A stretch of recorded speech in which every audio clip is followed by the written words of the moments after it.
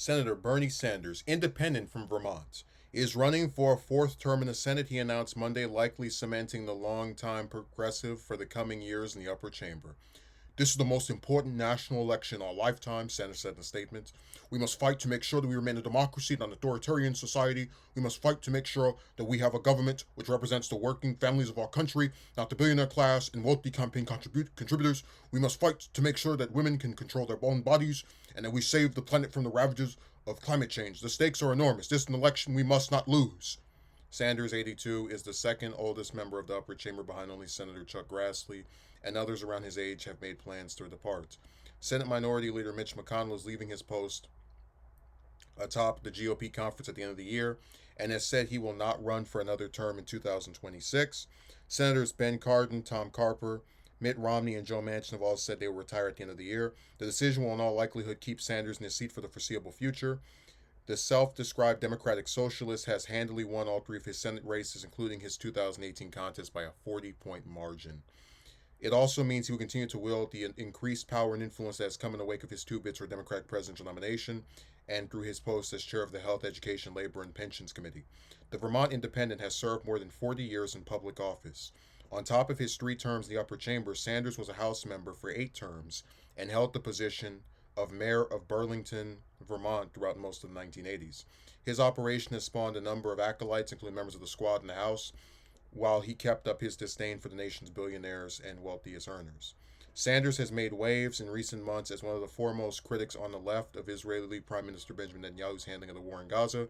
He has consistently called for the Biden administration and Congress to cut off unconditional aid for what he has labeled Netanyahu's war machine. Last month, he voted against the $95 billion foreign aid package and cited the money included for Israel. U.S. taxpayers should not be providing billions more to the extremist Netanyahu government to continue its devastating war against the Palestinian people, Sanders said in his statement at the time. The housing in Gaza is destroyed, the infrastructure in Gaza is destroyed, the healthcare system in Gaza is destroyed, the educational system in Gaza is destroyed, he continued. Enough is enough, no more money for Netanyahu's war machine. So when I watched the video that Sanders put up on his channel today, I started to get a little nervous because of the way he was speaking right in the first minute or so, oh, is he gonna actually retire? But we're gonna have him for another 6 years, and that is that'll take us through the rest of Biden's term if he wins re-election this year, and whoever the first 2 years of whoever succeeds him theoretically. I will say, because he's going to win this seat. I mean, he is one of the most popular senators in the country. He's won all of his 3 past Senate elections handedly. Really, the only question of if he was going to be in the Senate next year or not was him deciding to step down voluntarily. So, what I find most fascinating about his statement is that he calls this the most important national election in our lifetimes. I feel like I've been hearing that about every election since 2016. And I guess that coincides with the continued belief that Trump is this crazy, evil monster figure that the devil incarnate as left leaning people, especially the elected ones, tend to paint him as. But no, I like a lot of what I see here. Must fight to make sure that we have a government which represents the working families of our people and the billionaire class, wealthy campaign contributors.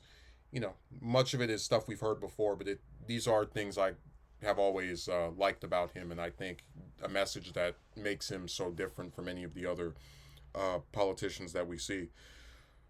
I will say that so they bring up his age, and for a second I actually forgot about Feinstein's passing, which makes me look even worse because that was one of my senators, the senator I had the longest. I remember that she was the oldest person in the chamber, and then she passed, and now it's Grassley, and then Sanders is right behind him. But there's this thing about age, right? Oh, Manchin is retiring and Romney is retiring. It's yeah, but those are all for different reasons. Romney probably doesn't feel like he can get another term. We've talked before about how there was this belief that he only ran for a Senate seat to kind of preserve it for his son to take over and carry on the family dynasty. With Manchin, it's more so that he's pissed off a lot of left-leaning and Democratic voters with his destruction of Biden's Build Back Better proposal. And if you're talking about the other ones, they're, we can, those are lesser known to me. But my point is, this is an era where politicians are living longer and longer lives, and many of them are, if they claim to be as invested in these issues as they are, they have no desire to just go and ease off into retirement. I mean, let's not forget, Sanders at 82 is older than Ted Kennedy was when he died at 77 back in 2009 after being on his Senate seat for almost 47 years. So I'm not surprised that Sanders would, as someone who says this is a very important election, who thinks, oh, the world's going to hell in a handbasket, I lean towards him not running probably, I'd say, in the 2030 election. That sounds so far away, but trust me, 6 years passes like that. I'd lean toward, if he's going to retire, it'll be at the end of this next term. I truly believe that. And I do believe that one of the reasons he doesn't feel as if he can just go into retirement is he does genuinely see Trump and the way the Republicans are now. I mean, and you saw, Roe v. Wade get overturned, just things like that as, I can't, this is not a period where you can just, maybe there's some, we disagree with each other, on different issues, but we're all still united under, no, if whether you agree with him or not, he probably does view many of the things going on now as extreme on the part of the Republicans, and feels like if he's not there to fight against it in whichever way he deems fit, whether that's voting against their things, campaigning for other candidates, he's like letting the country down. And honestly, I know a lot of people talk about term limits, but if he were to step down from the Senate and just be a retired senator, former senator who goes around and like campaigns people, he wouldn't get as much pull as he does as a sitting senator. Because there's always this idea when you're an incumbent member of Congress, incumbent president, whatever, that when you campaign for people, they're going to be added to your column. So like a lot of those squad members, even if Sanders didn't directly campaign for them, one of the reasons why he still holds the influence that he does is because it's showing that there are people who have been influenced by him ideologically that are running for office and now winning.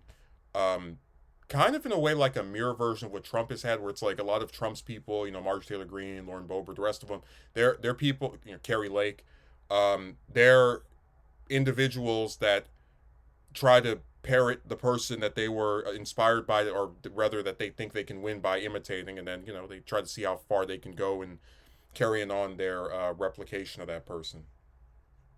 So I'm glad that Sanders isn't stepping down. I only thing I can say is I hope he remains in good health for those 6 years. He's going to be probably 88, 89 at the end of another term. Which again, I have no problem with, because Grassley is even older and doesn't seem like he's stepping down anytime soon. And we have had a 100-year-old senator before, Strom from South Carolina. So it's not really a thing that bothers me too much, his age. It's really just, I am more concerned about, does he believe he can do in 6 years something that will let him decide, like, this is a good time to just be done with this stuff. Because he wields enormous influence now, but I do wonder, when we look at how Biden's not really receptive to Sanders' push to kind of, not give Netanyahu everything he wants, how is their relationship going to play out for another 4 years? Or if something happens to Biden, how will Sanders and Harris get along? Or, just that's what I'm concerned about. I just want to make sure that he's able to feel as if he's done everything he can do, and the age stuff really doesn't affect my support for candidates, because more often than not, people just don't want to accept this.